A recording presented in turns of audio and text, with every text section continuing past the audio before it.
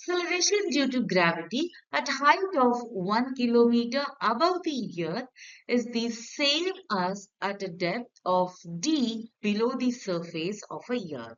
What is the value of d here? That's our question.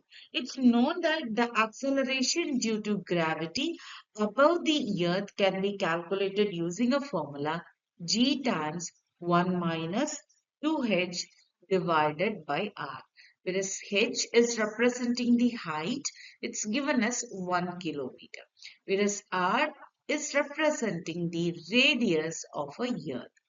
Similarly, the value of acceleration due to gravity below the earth can be calculated using a formula g times 1 minus d divided by r.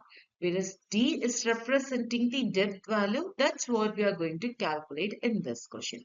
Whereas r is representing the value of radius of earth. It's given in the question, the acceleration due to gravity at a height of 1 kilometer above the earth is same as at a depth of d below.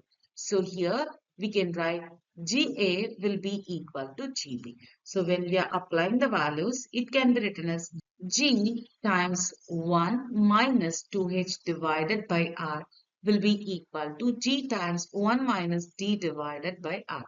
When we are cancelling the similar terms, everything will go away. Here we will get only 2h divided by r, t divided by r.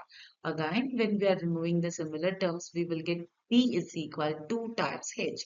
Whereas h is given as 1 kilometer, so it will be equal to 2 times 1, so which is 2 kilometer. So the correct answer for this question is option C here.